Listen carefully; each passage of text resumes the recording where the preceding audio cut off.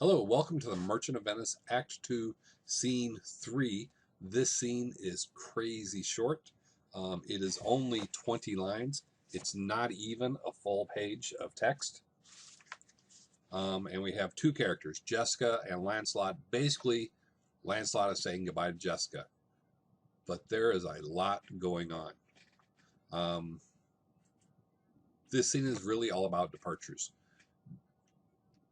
Jessica is saying goodbye to Launcelot, or I should say Launcelot is saying goodbye to Jessica.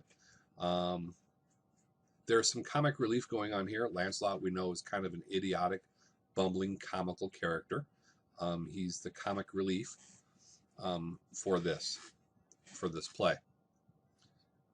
We see Jessica being generous to Launcelot, giving him a ducat for his services, although he isn't her servant anymore, right? He quit working for Shylock, and now he's going to go work for Bassanio. I should mention that Jessica is Shylock's daughter. I think you knew this. If not, now you know. Jessica is Shylock's daughter. Lancelot is leaving. He's no longer the servant. But even though Jessica is generous toward him, she still treats him like a servant. She asks him to deliver a secret message, right?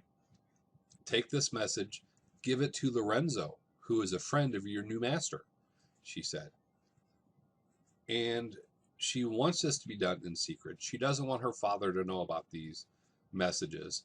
And she's afraid that her father will see her talking to Lancelot, now that Lancelot works with a Christian family. So we've got some interesting things going on with Jessica being ultra secret by keeping things from her father. We have Lancelot crying. It's really kind of silly when he's doing this, but it has an odd effect. It makes us sympathetic toward Jessica. There are a lot of things that we could not like her for. She is rebelling against her father.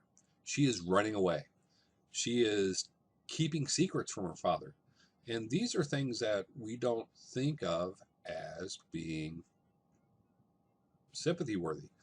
We see these as usually negative traits.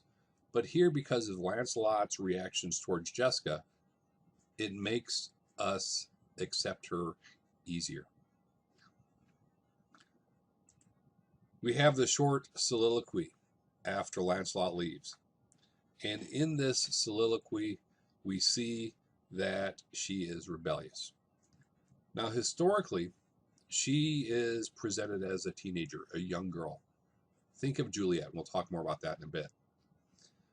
She's ashamed of her father, and she's going against his wills. She's renouncing his manners. Now, in this case, his manners would be his faith, his Judaism. And she's going to become a Christian, and she's making these overtures toward Lorenzo. Okay, it's not going to be much of a spoiler, but they're going to get married. Okay, so we can kind of see this going already. So this is an interesting plot line that is being introduced in the middle of Act 2. Jessica is considered very young. Think of Juliet's age.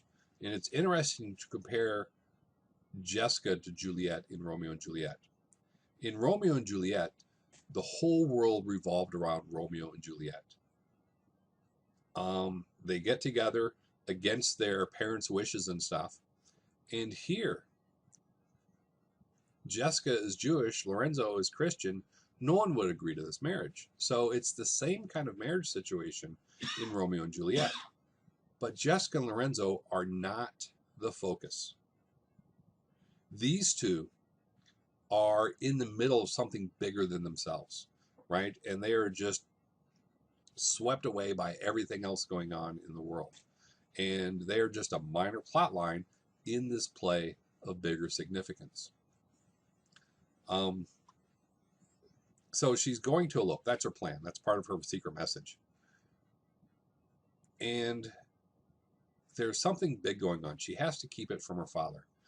So we'll talk more about the secretness between her and her father and that rebellion a little bit later. Okay. Like I said, it's a short scene, but I've already talked longer than it would take to actually read this scene out loud. So read it again, pay attention to Jessica, the way she treats the servant, and see if you can come up with ways that Jessica might be similar to Juliet.